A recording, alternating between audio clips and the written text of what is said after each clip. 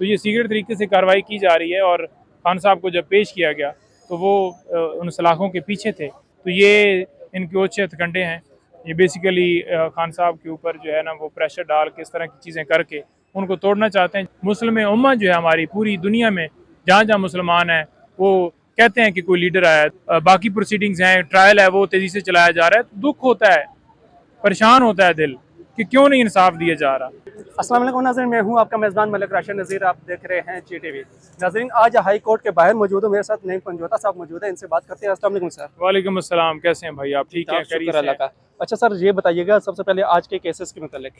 Cases की update ये है कि आज बेसिकली हमने महफूज खाने के हवाले से और खान साहब के ऊपर जो उनको टॉर्चर किया जा रहा है, उनको एक सेल में कैद किया गया और मूवमेंट के ऊपर पाबंदी है, वॉक नहीं कर सकते। और जो उनका जेल मैनुअल कहता है, जो उसके मुताबिक उनका हक है वो नहीं दिया जा रहा, जो कि हालांकि हाई कोर्ट ने भी ऑर्डर किए थे। तो हम उसके लिए आए हुए थे और उसके ऊपर नोटिस हो गए हैं, रिपोर्ट तलब कर ली गई है और रिपोर्ट आएगी। और इंशाल्लाह हम ये उम्मीद करते हैं कि जल्दी से जल्दी फैसला होना चाहिए, क्योंकि दरखास्तें लटकाने का कोई फ़ायदा नहीं। अगर फॉर एग्जांपल उस वक्त दरखास्त डिसाइड की जाए जब बंदा बाहर आ जाए, तो फिर उस दरखास्त का क्या फ़ायदा।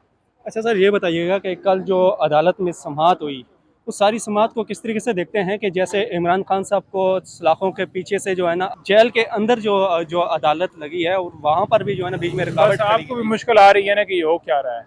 तो आपने कभी नहीं देखा होगा कि जो है वो जिस जगह पर जो है वो फॉर एग्जांपल जिसके ऊपर मुकदमा दर्ज हो, तो वहाँ चल के अदालत चली जाए। तो ये सीक्रेट तरीके से कार्रवाई की जा रही है। और खान साहब को जब पेश किया गया तो वो उन सलाखों के पीछे थे और खान साहब जो है वो कमरे के अंदर नहीं लाए गए। और लीगल टीम ने कहा भी, जज साहब ने भी कहा, लेकिन नहीं लाया गया। मुलाकात में भी दुश्वारी हो रही थी। तो ये इनके ओछे हथकंडे हैं। ये बेसिकली खान साहब के ऊपर जो है ना वो प्रेशर डाल के इस तरह की चीज़ें करके उनको तोड़ना चाहते हैं, जो कि इनकी जो है ना वो क्या कहते हैं कि एक माइंड के अंदर जो है ना गलत फहमी है।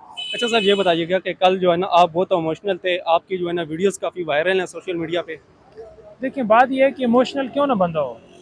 वो लीडर जिसने हमेशा आपके हेल्थ, आपकी एजुकेशन, आपके मुल्क को आगे ले जाने की, आपकी मैशत की, गरीबों की, जिसने ज़िंदगी में बात की और जिसने ज़िंदगी में जो है वो कभी भी अपने इंटरेस्ट के लिए कुछ नहीं बनाया, जिसने अपनी जायदादें नहीं बनाई, जिसने अपने अकाउंट्स नहीं बनाए, जो आपकी वजह से जेल में पड़ा है।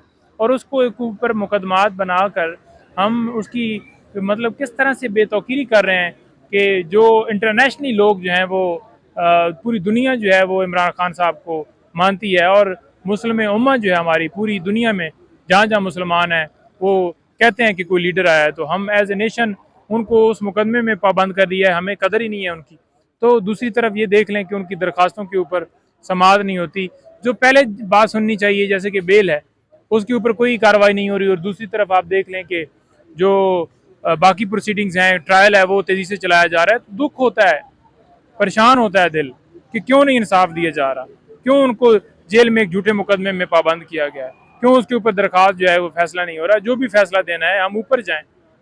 सर ये बताइएगा कि कल जो वीडियो वायरल हुई है आसमान डार साहब की, उसके मुतालिक आप क्या। उस्मान डार का जो बयान है ज़बरदस्ती लिया गया, वो उसको अगवा किया गया। इससे पहले भी जो जो बयान देते रहे वो उनकी प्रेस कॉन्फ्रेंस करवाई गई। पहले अगवा किया गया, फिर प्रेस कॉन्फ्रेंस हुई और फिर वफादारियाँ तब्दील करके कहा गया कि ये इसने इस चीज़ की मजम्मत कर दी और PTI से ताल्लुकी का ऐलान कर दिया। और उसके बाद उसके केसेस भी ख़त्म हो गए और वो ठीक हो गए और ना उसके घर रेड हुए। आपने देखा कि पहले उनके घर कैसे रेड होते रहे। उनकी वालदा का भी आपने बयान देखा कि वो PTI के साथ खड़े, मेरे बेटे से ज़बरदस्ती बयान लिया गया। तो ज़बरदस्ती के बयान की कोई कानून में वैल्यू नहीं है। अच्छा सर, शेख रशीद साहब भी जो है ना काफ़ी अरसे से गायब हैं, तो आपको लगता है कि उनको भी तोड़ने की कोशिश की जा रही है? बिल्कुल जी, जिसको अगवा किया जाता है, शेख रशीद साहब हैं, फ़रख हबीब साहब हैं, हसान न्याज़ी साहब हैं, हैदर मजीद साहब हैं, या जो है सदाकत अब्बासी साहब हैं, या उसके साथ साथ हमारे इससे पहले जितने लीडरान जो हैं वो अगवा किए गए। तो सबको सिर्फ और जो बाकी अरेस्ट हैं वो तो बड़ी लंबी तादाद है ना जी, जो हमारे पंजाब के और हर जगह पर अरेस्ट हैं।